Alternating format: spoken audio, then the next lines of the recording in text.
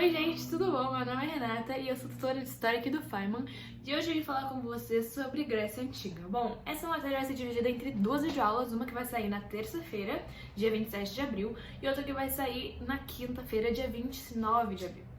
A primeira videoaula, que é essa aqui, eu vou falar sobre a geografia, o povoamento e os períodos históricos da Grécia Antiga. Na segunda aula eu vou falar com vocês sobre Atenas, Esparta, a cultura grega e os seus legados até o dia de hoje. Vem comigo! Bom, gente, sobre a geografia da Grécia, a Grécia se localiza ao sul da Península Balcânica. Eu vou deixar uma foto aí pra vocês. E três fatores geográficos contribuíram para que o comércio marítimo fosse a atividade econômica mais importante para os gregos. E eles foram o solo rochoso e montanhoso ali da região, as terras inférteis e o litoral recortado para o Mar Jônico e para o Mar Egeu. Bom, gente, agora falando sobre o povoamento ali da Grécia Antiga. A civilização grega, ela durou cerca de 1.500 anos e ela foi resultado da miscigenação de povos migrantes como aqueus, eólios, jônios, dórios e cretenses com os povos que já habitavam ali a Península Balcânica. Bom, povos colonizadores diferentes resultaram na criação de cidades-estados, porque cada povo tinha as suas leis, o seu exército, a sua moeda, e as cidades-estado foram a unidade política e econômica ali da Grécia Antiga. Bom, gente, a história da Grécia Antiga ela é dividida entre 4 períodos: o período homérico, o período arcaico, o período clássico e o período helenístico. A gente pode começar a falar no período homérico, que durou do século XII ao século VIII a.C., com a primeira diáspora grega, que foi o primeiro acontecimento que influenciou a disposição da população ali no território. O que aconteceu? Os dórios, que eram povos migrantes, eles invadiram o território grego e eles atacaram a civilização creto-micênica. Os restos dessa civilização, eles se dispersaram nas ilhas do Mar Egeu e da costa da Ásia Menor. Bom, gente, a sociedade durante o período homérico, ela era baseada no parentesco. E a unidade social eram os gênos. Os gênos eram liderados por paters. Esses paters, eles eram líderes administrativos, jurídicos e religiosos. Bom, durante esse período, houve um grande aumento populacional e a economia dos gênos, ela era basicamente agropastoril com técnicas que, se a gente for analisar hoje em dia, elas são muito ultrapassadas.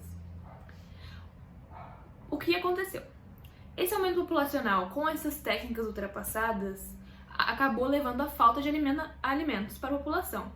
Tanto que a gente já tinha falado que o solo ali naquela região é rochoso, montanhoso e infértil. Então, uma combinação péssima. O que aconteceu? Os bens que eram compartilhados entre os gêneros, eles foram divididos. E com essa dispersão da primeira diáspora, havia pessoas que eram mais próximas dos páteres e pessoas que eram mais distantes dos páteres. As pessoas mais próximas, novamente, ganharam mais dos bens, e as pessoas que eram mais distantes ganharam menos. E isso também aumentou a desigualdade social. A desigualdade social crescente e a falta de alimentos ocasionaram a crise dos gênos, que acarretou a criação das cidades-estado, as futuras polis gregas. E a falta de alimentos também ocasionou a segunda diáspora grega, que foi a dispersão populacional em busca de terras para plantio.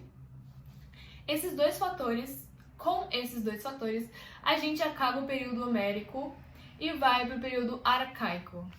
O período arcaico, que durou do século VIII ao século VI a.C., foi caracterizado pelo desenvolvimento das polis gregas, que eram cidades-estado, pelo despontamento da democracia grega e pelo desenvolvimento do comércio interno das polis.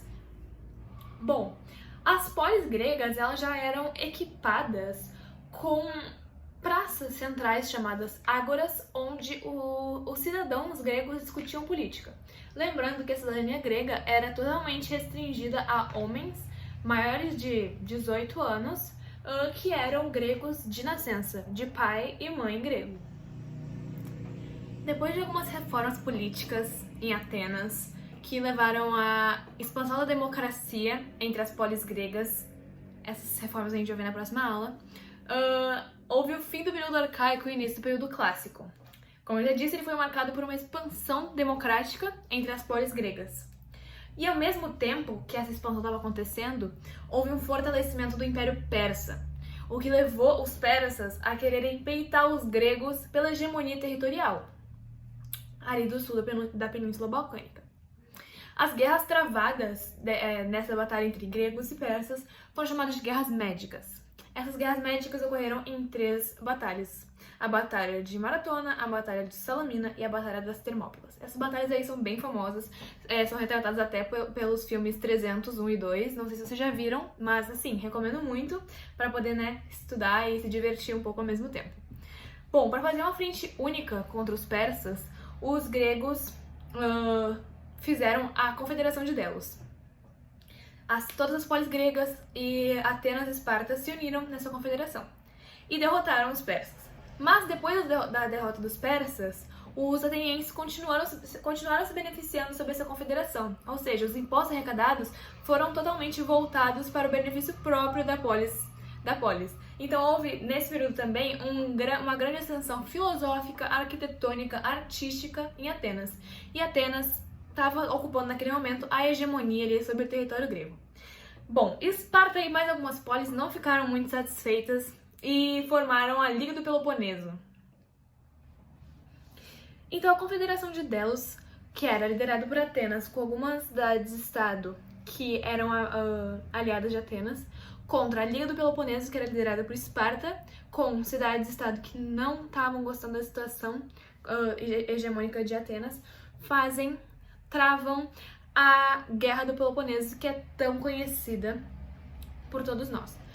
Bem, o que acontece? A Liga do Peloponeso ganha da Confederação de Delos, deixando Atenas e todas as cidades aliadas destruídas, mas ao mesmo tempo as cidades participantes da Liga do Peloponeso também saem enfraquecidas, o que deixa um grande espaço para a conquista do território grego pelo Império Macedônico. Então aí a gente acaba com o período clássico e avança para o período helenístico. O período helenístico é o período mais curto da história da Grécia, ele dura apenas do século III ao século II a.C. Bom, ele é caracterizado pela queda total dos gregos para o Império Macedônico nas mãos de Filipe II. Mas Filipe II ele era grande admirador da cultura dos gregos, assim como o seu filho, Alexandre o Grande. Filipe II colocou até Aristóteles para ensinar filosofia e política para o seu filho. Mas então, Filipe II acabou misturando um pouco da cultura dos gregos com a cultura dos macedônios, e isso acabou levando a uma grande explosão cultural ali no período helenístico. Depois da morte de Alexandre o Grande, os gregos começaram a se revoltar politicamente, fazendo com que o território se segregasse e ficasse mais suscetível à invasão dos romanos mais pra frente. Bom, gente, essa foi a videoaula de Grécia de hoje. Fiquem atentos para a próxima videoaula de quinta-feira. Se inscrevam aqui no canal do Faimon, deixem um like, deixem dúvidas aí nos comentários que eu vou procurar responder vocês. É isso, um beijão, se cuidem e cuidem dos familiares de vocês.